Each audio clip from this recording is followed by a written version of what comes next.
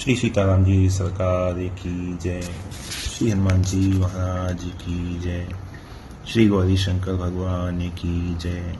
श्री अयोध्या धाम की जय। श्री सरयू महारानी जी की जय। सब संतन की जय, सब भक्तन की जय। जय जय श्री सीताराम। कल के प्रसंग में भगवान शंकर माता पार्वती को समझाते हुए कहते हैं कि तुमने जो मेरे सादा जपने के विषय में कहा था कि तुम पुण्य राम राम दिन राती सादा जपहु अनंग आरती, देवी इतना ही नहीं अपितु विवसहु जा सुनाम नर कहही भव बालिदि गोपद इब तरही। विवशता में भी यदि भगवान का नाम लिया जाए तो भी जीव सरलता और सहजता से इस भवसागर को पार कर जाता है। सुन शिव के भ्रम भंजन वचना, मिट गई सब कुतर्क की रचना। भई रघुपति पद प्रीति प्रतीति, दारुण असम भावना बीती। शंकर जी के जब इस प्रकार के वचनों को सुनती हैं तो माता पार्वती कहती हैं कि मेरे हृदय में जितने कुतर्क थे सब नष्ट हो गए हैं और राम जी के चरणों में मेरा प्रेम और विश्वास दृढ़ हो गया है।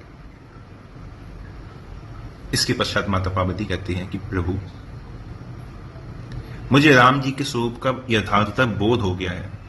अब मुझे निश्चय हो गया है कि श्री रघुनाथ जी ही चिन्मय और सब उर्वासी व्यापक ब्रह्म है। राम ब्रह्म चिन्मय अविनाशी सर्वरहित सब उर्वासी। लेकिन प्रभु, एक बात मैं फिर भी आपसे पूछना चाहती हूं, है ना?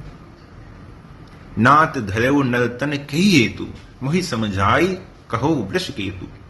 फिर भी हे प्रभु, उन्होंने मनुष्य का शरीर किस किस कारण से कब कब धारण किया, ये आप मुझे समझा कर कहिए। क्यों? क्योंकि उन्हें निश्चय तो हो गया है, वो कह रहे हैं कि राम जी ही व्यापक ब्रह्म है, वही सर्वहित अविनाशी है, त्रिपाद नित्य विभूति विग्रह वही है, व्यापक ब्रह्म के अवतार भी वही है। क्योंकि यही सब शंका मेरे मन में थी। और अब ये समझा कर कहिए कि मनुष्य का अवतार वो किस हेतु से धारण करते हैं।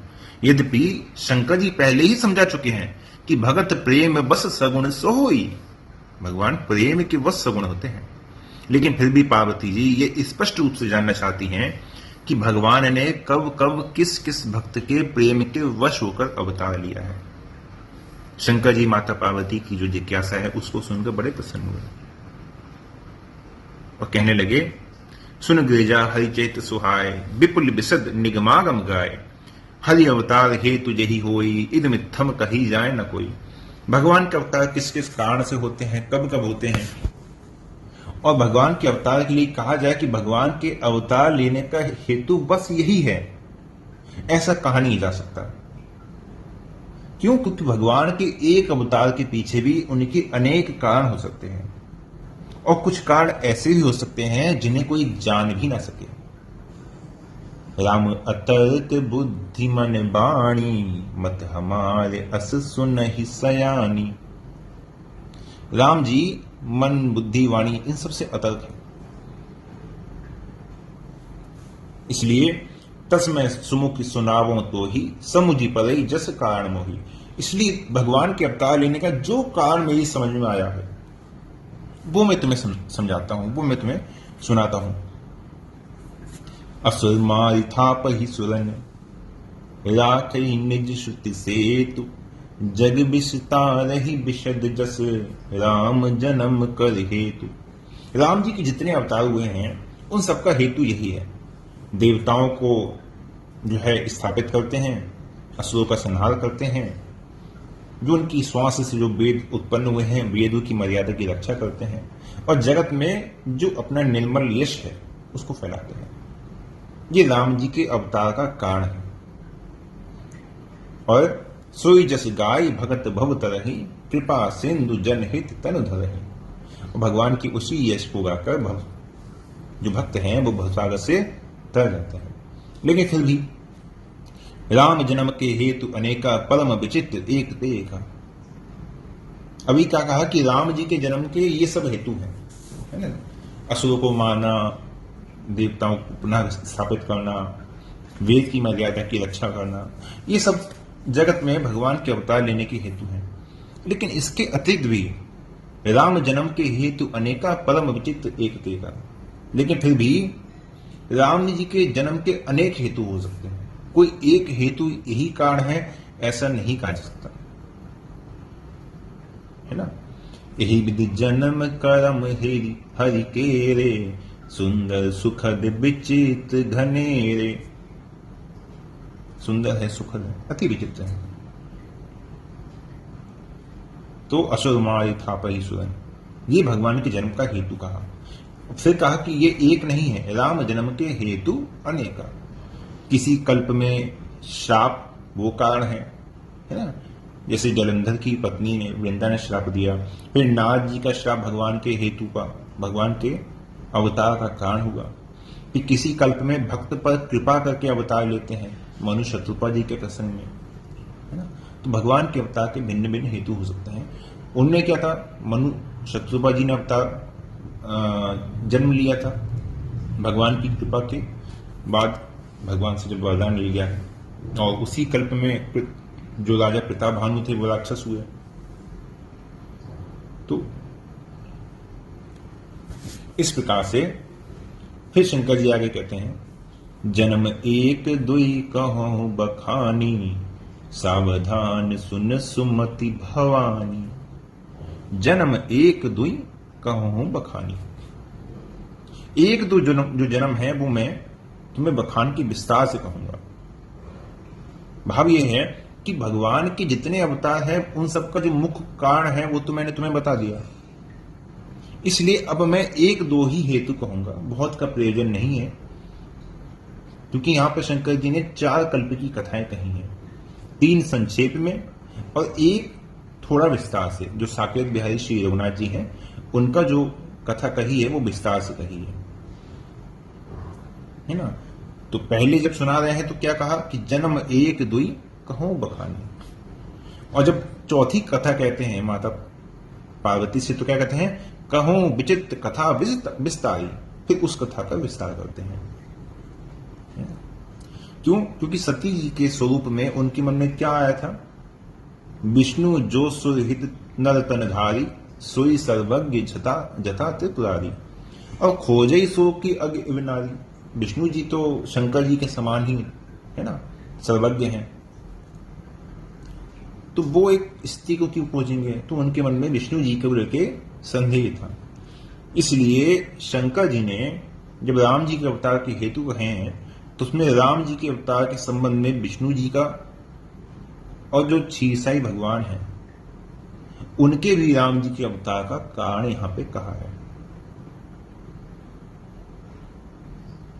ठीक है,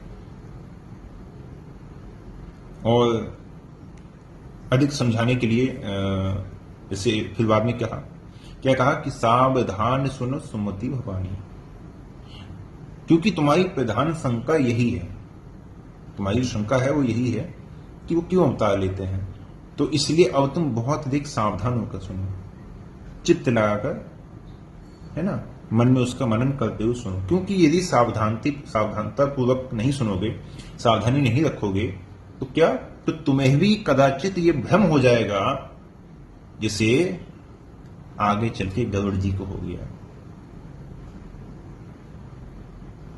ठीक है, इसलिए कहा कि अब यहां पे भगवान की कथा प्रारंभ होती है, अब यहां से आप ध्यान देके सुनिए। क्यों? क्योंकि थोड़े हैं मैं सब कहूं बुझाई, सुनहूं तात मति मन चित्त लाई। जैसे राम जी कहते हैं ना लक्ष्मण जी से, थोड़ा ही कहूंगा उसी से समझ जाना। शंकर जी का भी यही तात्पर्य है कि यदि मन चित्त लाई सुनोगे तो जो कुछ मैं कहना चाहता हूं, समझाना चाहता हूं, उसको आप अच्छे से समझ पाओगे। द्वारपाल हरि के प्रिय दो, जय अर विजय जान सबको, विप्र शाप ते दूनो भाई, तामस असुर देह तिन पाई, कनिक कसिपु अरुहाट लोचन, जग विदित सुरपति मद मोचन।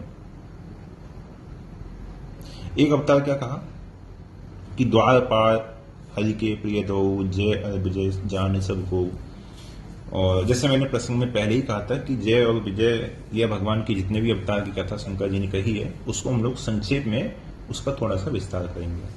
तो सबसे पहले तो हम लोग ये जाने कि जय और विजय कौन है। तो जय और विजय के संबंध में इतना तो आप सभी जानते हैं कि ठीक है, भगवान के द्वारपाल है, इतना बताया जाता है। इतना गोस्वामी जी ने स्पष्ट लिखा है, द्वारपाल हरि के प्रिय दूत। तो यहां पे ज्यादा सोचने वाली कोई बात नहीं है। लेकिन ये द्वारपाल कैसे बने, और द्वारपाल बनने से पहले ये पूर्व जन्म में कौन थे, इसके लिए दो कथाएं आती हैं। एक तो लोक श्रुति है, दंत कथा है, और एक पद्म पुराण की कथा है। दंत कथा ये है कि एक ब्राह्मण थे श्रीधर नाम के, ये उनके पुत्र थे जय और विजय। बाल्यकाल से ही थोड़ी सी गलत संगत मिली, तो क्या किया कि वन क्षेत्रों से जो भी ऋषि मुनि साधक और जो भी व्यापारी लोग जाते थे, दोनों भाई जब थोड़े युवा अवस्था में हुए तो उन सबको मिलकर लूट लिया करते थे।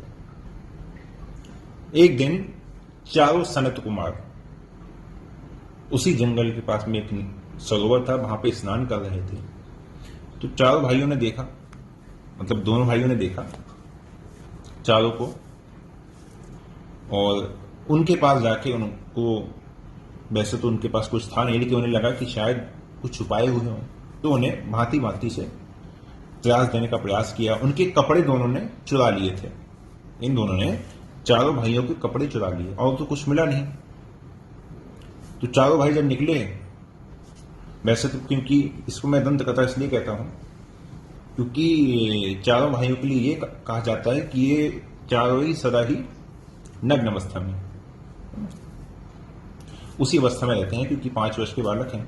लेकिन कथा में आता है कि चारों के कपड़े उन्होंने चुरा लिए। जब बाहर निकल के आए और इन दोनों भाइयों को देखा, तो ध्यान में दोनों के व्यवहार को समझ गए कि ये लोग इस प्रकार से करते हैं।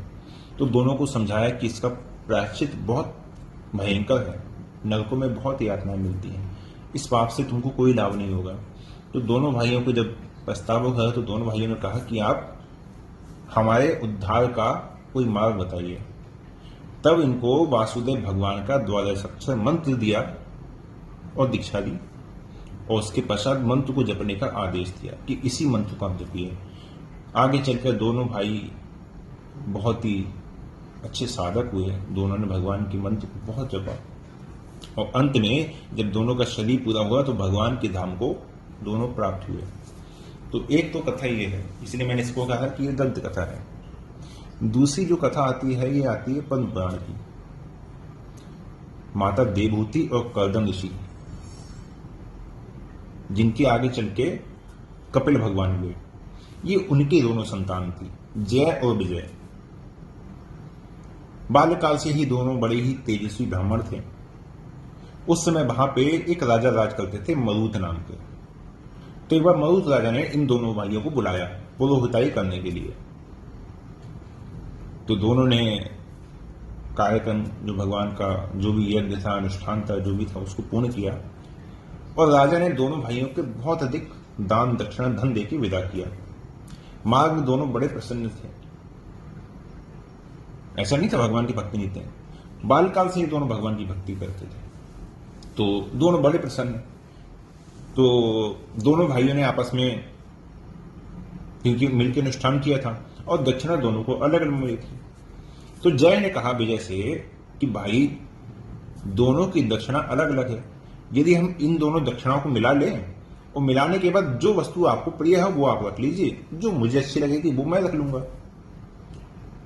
तो क्योंकि विजय को दक्षिणा ज्यादा मिली थी, तो विजय ने उस बात के लिए मना कर दिया कि नहीं, मैं नहीं दूंगा भाई, जो मेरे हिस्से का है वो मैं तुम्हें नहीं दूंगा। उन्होंने मना कर दिया। जब जय ने बहुत अधिक कहा तो विजय ने बिल्कुल सफा मना कर दिया कि नहीं, मैं किसी भी परिस्थिति में तुम्हें देने वाला नहीं। तो जय ने कहा कि तुम कुछ भी ग्रहण करने के बाद छोड़ना नहीं चाहते हो, जो तुम्हें मिल जाता है तुम उसे छोड़ना नहीं चाहते हो। जाओ, मैं तुम्हें श्राप देता हूं, तुम गहा बन जाओ, मगर बन जाओ। जब जय ने श्राप दे दिया तो विजय ने भी श्राप दिया। उन्होंने क्या कहा कि तुमने मदांध होकर, मद में अंधे होकर, तपस्या के मद में अंधे होकर तुमने मुझे श्राप दिया है, जाओ तुम भी हाथी हो जाओ, क्योंकि हाथी के लिए कहा जाता है ना, मद में चलता है। ये दोनों ही भाई आगे चलकर गजेंद्र और मगध, जिसका हम लोग स्रोत पढ़ते हैं गजेंद्र मोक्ष श्रोतम, तो गजेंद्र मोक्ष जो स्रोत पढ़ते हैं वो इन दोनों भाइयों का ही है। बाद में विष्णु भगवान की कृपा से ही दोनों के पूर्व जन्म की अंत काल में स्मृति हुई और गजेंद्र ने भगवान को स्मरण किया और भगवान विष्णु के द्वारा दोनों का उद्धार हुआ और दोनों भगवान के धाम में जय और विजय द्वारपाल बने। तो ये हो गई पूर्व जन्म की कथा। तो जय और विजय भगवान के द्वारपाल हैं। बहुत अधिक समय हो गया तो दोनों को भगवान की सेवा करते हुए।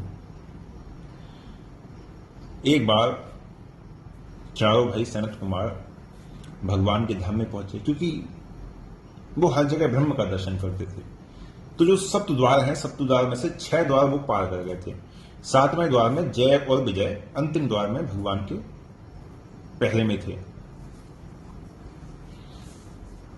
तो जब चारों भाई पहुंचे और अंदर जाने लगे, क्योंकि वो तो सबको ब्रह्म में देखते हैं, निज प्रभु में देखे जगत के ही सन करहि विरोध, वो तो इस दृष्टि से हैं। और जय और विजय भी भगवान के पार्षद भगवत स्वरूप में, तो वो सीधे अंदर जाने लगे। लेकिन दोनों ने हाथ में जो भी उनका अस्त्र शस्त्र रहता है उससे उन्होंने मार्ग बाधित कर दिया। तो सनत कुमारों ने कहा कि आपने इस प्रकार से हमें रोकने का साहस क्यों किया, आपने इस प्रकार से हमें क्यों रोका। तो जय विजय ने कहा कि नहीं, आप अंदर नहीं जा सकते, भगवान की यदि आज्ञा होगी, भगवान यदि मानसिक रूप से हमको आज्ञा देंगे तो हम आपको जाने देंगे, लेकिन इस प्रकार से हम आपको जाने नहीं दे सकते। तो जब बहुत अधिक आक्षेप होने लगा तो सनत कुमारों ने दोनों भाइयों को श्राप दे दिया कि तुम दोनों को बहुत अधिक अहंकार हो गया है और तुम लोग भगवान के धाम जैसे पवित्र स्थान में रहने के योग्य नहीं हो। क्यों? क्योंकि भगवान के समीप होने के बाद भी तुम लोगों में अहंकार आ गया है, और जिसमें अहंकार है वो वैकुंठ का वासी नहीं हो सकता। इसलिए हम तुम्हें श्राप देते हैं, तुम मृत्यु लोक को प्राप्त हो जाओ और अपने वहां पे जाके अपने पाप का फल भोगो। श्राप दिया तो श्राप को सुनकर जय और विजय बहुत अधिक भयभीत हो गए भगवान, क्योंकि भगवान की प्रेरणा से हुआ था, तो बहुत अधिक भयभीत हो गए। चारों भाइयों के चरणों में गिरे, माफी मांगने लगे। उतने में भगवान अंदर से आ गए। भगवान ने आके चारों भाइयों को प्रणाम किया। स्वागत में लक्ष्मी जी के साथ आए थे। तो भगवान ने कहा कि हे मुनीश्वर, ये जो जय और विजय हैं ये मेरे ही पार्षद हैं, और इन दोनों को अहंकार हुआ और उस अहंकार में इन्होंने आपका अपमान करके अपराध किया है। आप लोग मेरे प्रिय हैं, इसलिए आपकी अवज्ञा मेरी भी अवज्ञा ही है। इनको श्राप देख के आपने सही किया। क्यों? क्योंकि उन्होंने साधु संतों का, तपस्वियों का तिरस्कार किया है। लेकिन मैं इन पार्षदों की ओर से आपसे क्षमा मांगता हूं, क्योंकि सेवक का अपराध होने से स्वामी का ही अपराध बनता है। यदि सेवक के द्वारा कोई अपराध होता है तो उसको स्वामी का ही अपराध माना जाता है। जैसे मैंने एक बार विभीषण जी के प्रसंग में आप सभी से कहा था, तो वही बात यहां पे भगवान कहते हैं कि ये इनके साथ साथ ये मेरा भी अपराध है। इसलिए मैं आप सभी से आपकी प्रसन्नता की भिक्षा मांगता हूं। भगवान के वचनों को सुना तो संकादी जो भाई थे सब प्रसन्न हो गए। उन्होंने कहा कि प्रभु, आपकी उदारता से हम बड़े आनंद से, आप धर्म की मर्यादा की रक्षा करने वाले हैं, और यदि हमने इन निरपराध जो पार्षद हैं, यदि हमने क्रोध में आके इनको कोई श्राप दे दिया तो उसके लिए हम क्षमा चाहते हैं। यदि आपको उचित लगे तो अपने इन द्वारपालों को क्षमा करके हमारे श्राप से मुक्त करने की कृपा करें। तो क्या आप कर सकते हैं? आप चाहेंगे तो श्राप लगेगा, आप चाहेंगे तो श्राप नहीं लगेगा। तो भगवान विष्णु ने कहा कि नहीं, मैं सर्वशक्तिमान होने के बाद भी ब्राह्मणों के वचन को असत्य नहीं कर सकता, क्योंकि इससे धर्म का नाश होगा। आपने जो श्राप दिया है वो मेरी ही प्रेरणा से हुआ है। इसलिए अवश्य ही दंड के भागी हैं। उसके पश्चात चारों सनत कुमार चले गए और भगवान ने इनसे कहा कि देखिए, आपको श्राप लगा है और श्राप का विमोचन के लिए कहा था। हाँ, तो सनत कुमार से ही कहा था श्राप के विमोचन के लिए। तो उन्होंने 7 जन्म की बात कही कि 7 जन्म भगवान की भक्ति करेंगे और पुनः आपके लोक को प्राप्त होंगे। तो जय विजय ने कहा कि नहीं, 7 जन्म बहुत अधिक है। तब भगवान ने कहा कि यदि 7 जन्म की बात है तो ठीक है, 3 जन्म आपको लेने पड़ेंगे, लेकिन आपको द्वेष भक्ति को स्वीकार करना होगा। आप अपने तीनों ही जन्मों में मुझसे द्वेष करेंगे और अंत समय मेरे ही द्वारा आपका वध होगा और आप मेरे ही लोकों को प्राप्त होंगे। तो श्राप के अनुसार फिर इन्हें तीनों जन्म मिले। सतयुग में जय और विजय ने हिरण्यकश्यप और हिरण्याक्ष इन 2 असुरों के रूप में दिति के गर्भ से कश्यप के पुत्रों के रूप में जन्म लिया। हिरण्यकश्यप का वध आप सभी जानते हैं, भगवान विष्णु ने नरसिंह के स्वरूप से किया और हिरण्याक्ष का वध वराह के स्वरूप से किया। दूसरे जन्म में जय रावण हुए और विजय ने कुंभकर्ण के रूप से महर्षि विश्व जी के पुत्रों के रूप में अवतार कहें या जन्म लिया।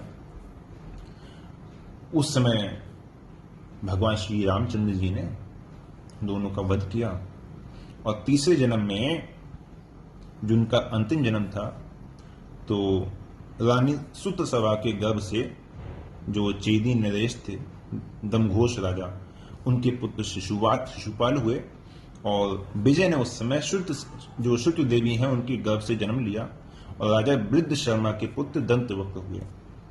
उस समय भगवान विष्णु के कृष्ण अवतार के रूप से दोनों का संहार हुआ और अंत में 3 जन्म के पश्चात ये भगवान के धाम में पुनः जय और विजय के रूप में प्रतिष्ठित हुए।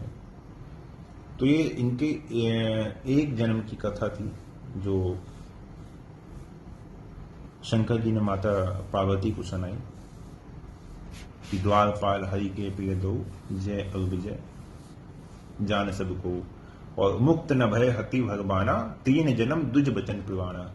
और तीनों ही जन्मों में भगवान के द्वारा मारने पर मुक्ति इसलिए नहीं हुई, हिरण्यकश्यप हिरण्याक्ष कहें या रावण की कहें, कुंभकर्ण की कहें, क्यों? क्योंकि 3 जन्म दुज बचन प्रमाणा, कि शाप लगा हुआ था, वचन थे कि 3 जन्म तो लेने ही लेने, इसलिए।